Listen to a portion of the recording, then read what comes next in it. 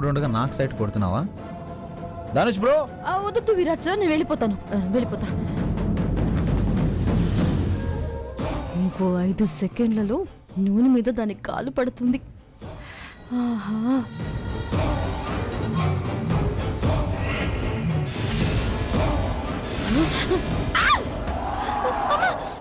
క్షణం నేను ఏమరపాటుగా ఉన్నా నన్ను సెంట్రల్ జైలుకి పంపించే ఏర్పాట్లు చేస్తారని నాకు అర్థమైంది.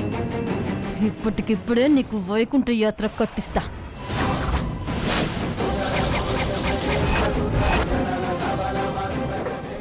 వదలండి.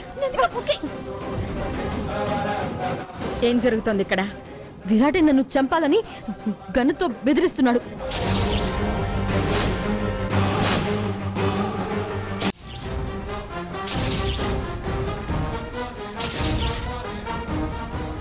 విరాట్ సార్, వదలండి.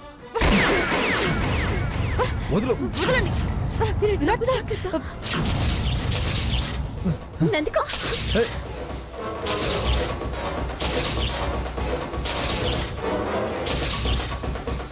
విరాట్ సార్, వదిలేసేయండి.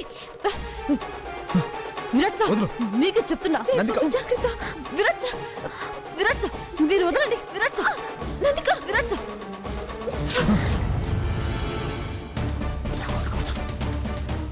ఏం జరుగుతోంది ఇక్కడ?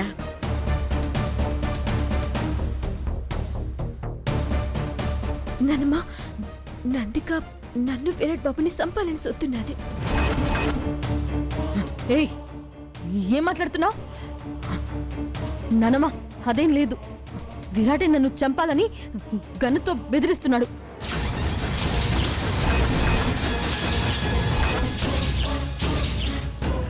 మే నందిక, నిన్ను మాస్టర్ ఏంటి కలుతాడే? అబద్ధాలు చెప్పమాకు, నువ్వే ఏదో చేసుంటావు. ఏయ్ కొండముచ్చు, కొట్టానంటే ముఖం పగిలిపోతుంది. విరాట్ నా మీద కక్ష కట్టాడు. నేను ధనుష్తో సంతోషంగా ఉండడం అతనికి ఇష్టం లేనట్టుగా ఉంది. అప్పుడేమో నా మానం తీశాడు, ఇప్పుడేమో నా ప్రాణాలు గాల్లో కలపడానికి ప్రయత్నిస్తున్నట్టున్నాడు. నీ మానం తీశాడా? ఎప్పుడు?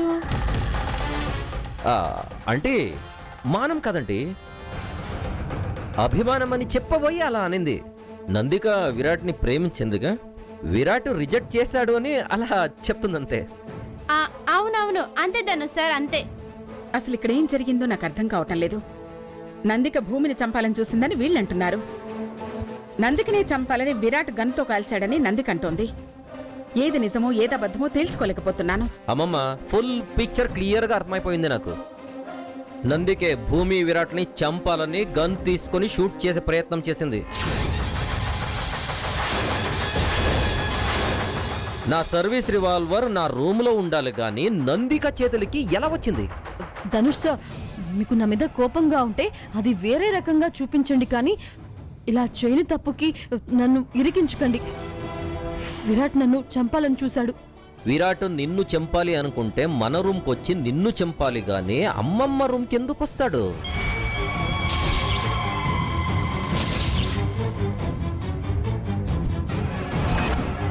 నా సర్వీస్ రివాల్వర్ ఎక్కడుందో నీకు తప్ప ఇంకెవ్వరికి తెలీదు. దాన్ని విరాట్ ఎలా తీస్తాడు? ఏంటిది నందిక? మనుషుల ప్రాణాలతో చెలగాటమాడాలనుకుంటున్నావా? మనిషి మీద ఎంత కోపం ఉంటే మాత్రం కాల్చేస్తావా? అయ్యో నానమ్మ, నేనేం చేయలేదు. అమ్మమ్మ ఇక్కడ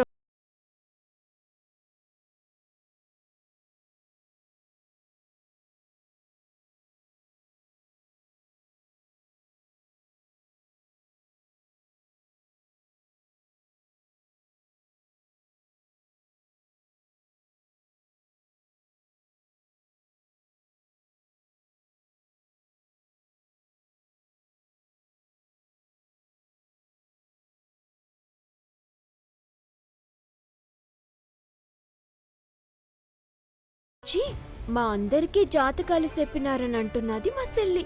కోయిదొర గెటప్ప అంటే అదే మాస్టారు, కుర్రో కుర్రు అంటూ ఆ నెమలి పించాన్ని నెత్తి మీద పెట్టుకొని వస్తారే, మీరు నందికకు ఆ మాదిరి కనిపించినారంట. ఓహో రియల్లీ నైస్ ఇమాజినేషన్.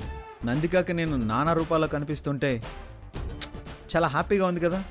హ్యాపీ అండి బ్రో, ఇక్కడ కాలిపోతుంది. ఈ ఇంటికి ఏ దోమ వచ్చినా అది విరాట్ దోమ అంటుంది. ఇది అలాంటిది. అది పక్కన పెట్టండి. అమ్మమ్మ, దొరగారు చెప్పారు కదా ఏదో ఒక శుభకార్యాన్ని త్వరగా చేయించండి అని. విరాట్కి భూమికి నిశ్చితార్థం చేయించండి. లేదనుకోండి నా ఫ్యామిలీ లైఫ్ కూడా నా కాళ్ళగా కుంటిపడిపోతుంది అమ్మమ్మ. వద్దులేండి ధనుసు, పాపం నానమ్మకి ఇట్టం లేకుండా ఎందుకు? అయినా మాకు ఆల్రెడీ నిశ్చితార్థం అయినది కదా. ఇది వరకు సగమే అయింది. ఈసారి ఈ తల్లి నీకు పూర్తి నిశ్చితార్థం జరిపిస్తుంది. అత్తయ్య, పంతులు గారిని పిలిపించమంటారా? అవంతిక, తొందరపడకు, నాకు కొంచెం సమయం కావాలి.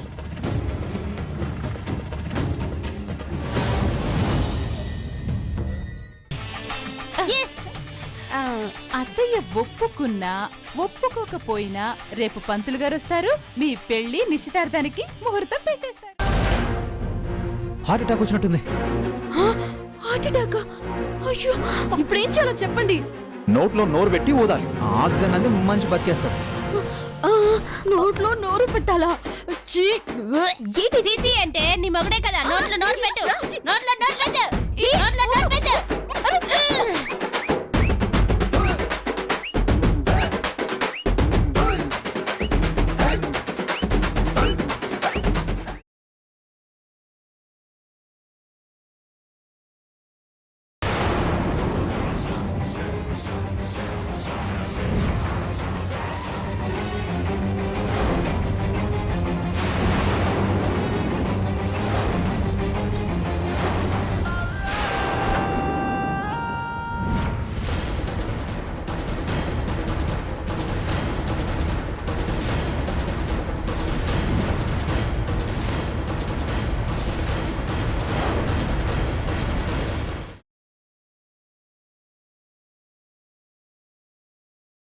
దేవుడు ఎక్కడున్నాడమ్మా? మీ ఎదురుగానే ఉన్నాడు. వెళ్ళండి, హక్ చేసుకోండి.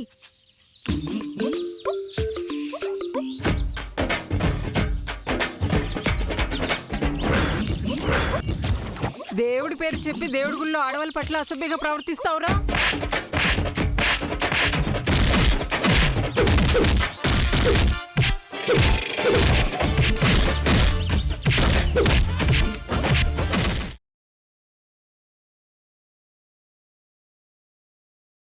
చివరిసారిగా చెప్తున్నాను, నీ కూతురు నా ఇంటికి రాలేదు. వచ్చింది, రాలేదు, వచ్చింది, రాలేదు, వచ్చింది.